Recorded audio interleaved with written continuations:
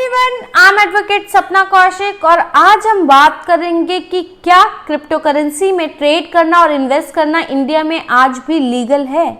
लेकिन उससे पहले एक इंपॉर्टेंट बात कि अगर आपने हमारा यूट्यूब चैनल सब्सक्राइब नहीं किया है तो प्लीज हमारा यूट्यूब चैनल सब्सक्राइब कीजिए ताकि हम आपको ऐसे ही लीगल अपडेट्स देते रहें।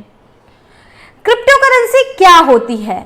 Cryptocurrency is a digitalized or virtual currency that is designed to use as a medium of exchange. It is corrupted by algorithm. Cryptocurrency का यूज आप एक दूसरे को ऑनलाइन पैसा ट्रांसफर करने के लिए कर सकते हैं।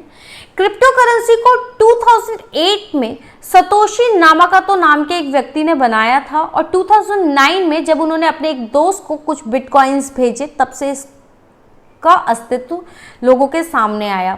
तब से इसका ऑनलाइन बहुत प्रचलन बढ़ गया, लोगों ने इसको यूज करना शुरू किया और इसकी कीमत अब इतनी बढ़ चुकी है कि आज एक बिटकॉइन की कीमत इंडिया में 6 से 7 लाख रुपए के आसपास है।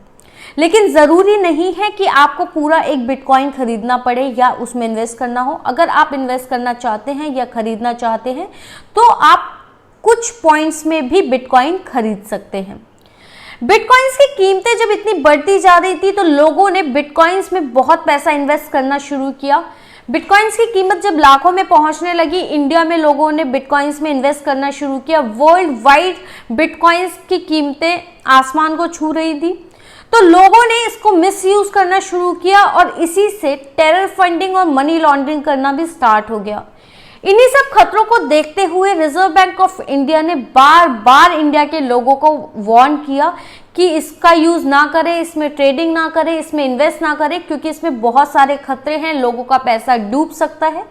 क्योंकि क्रिप्टो करेंसी को रेगुलेट करने के लिए इंडिया में कोई स्पेसिफिक लॉ नहीं है, रिजर्व बैंक ऑफ इंडिया ने कोई रूल्स एंड रेगुलेशंस नहीं बताए थे और क्योंकि क्रिप्टो करेंसी के ऊपर सरकार का या किसी सेंट्रल एजेंसी का कोई कंट्रोल नहीं होता, ये प्राइवेट ट्रांजैक्शन होती है, बैंक का कोई कंट्रोल नहीं होता, दो लोगों के बीच में फ्री ट्रांजैक्शंस होती हैं, इसलिए इसमें खतरा बहुत होता है, लोगों की ट्रांजैक्शंस को ट्रेस कर पाना बहुत मुश्किल होता है।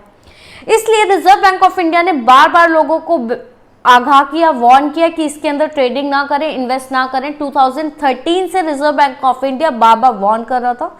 फाइनली अप्रैल 2018 ने इन्हीं सारे खतरों को देखते हुए कि जिस तरीके से बिटकॉइंस की प्राइस बढ़ते जा रहे थे, लोग अपना पैसा इन्वेस्ट कर रहे थे और साइबर अटैक्स भी शुरू हो चुके थे, लोगों के पैसे चोरी हो रहे थे। इन्हीं सब चीजों को देखते हुए 2018 अप्रैल में रिजर्व बैंक ऑफ इंडिया ने जितनी भी कंपनीज या एक्सचेंज बिटकॉइंस की ट्रेडिंग और एक्सचेंज में लगे थे सबको बैन कर दिया कि इंडिया में अब कोई भी बिटकॉइन और क्रिप्टो करेंसी में ट्रेडिंग नहीं करेगा, इन्वेस्ट नहीं करेगा, उन सबको बैन लगा दिया।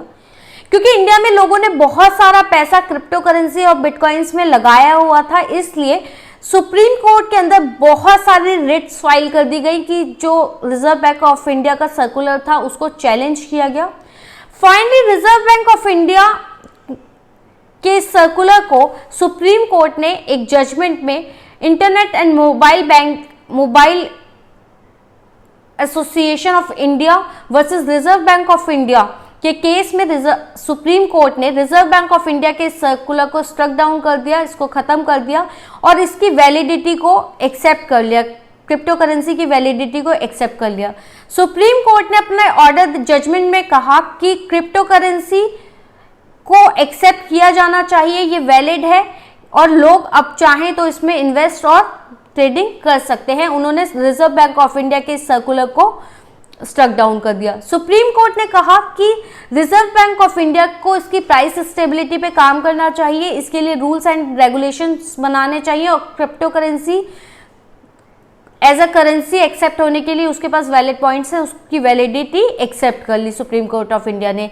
तो फिलहाल आप क्रिप्टो करेंसी में ट्रेडिंग कर सकते हैं, उसमें इन्वेस्ट कर सकते हैं, लेकिन इंडियन पार्लियामेंट में एक बिल लेकर आया गया banning of crypto currency and regulation on virtual currencies bill 2019, जिसमें यह कहा गया है कि क्रिप्टो करेंसी को बैन कर देना चाहिए क्योंकि इसका टेरर फंडिंग और मनी लॉन्ड्रिंग में बहुत यूज हो रहा है और क्योंकि इसका सेंट्रल गवर्नमेंट या किसी सेंट्रल एजेंसी का इसमें कोई इन्वॉल्वमेंट नहीं होता, इसकी फ्री ट्रांजेक्शन्स होती हैं, इसको ट्रेस करना बहुत मुश्किल होता है, इसीलिए क्रिप्टो करेंसी पर पूरी तरीके से बैन लगा देना चाहिए।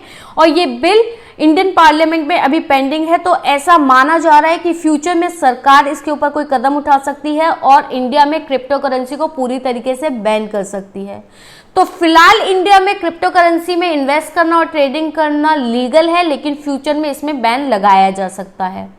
आपको ये वीडियो कैसा लगा और आप किन और मुद्दों पर वीडियोस चाहते हैं, प्लीज कमेंट सेक्शन में बताएं।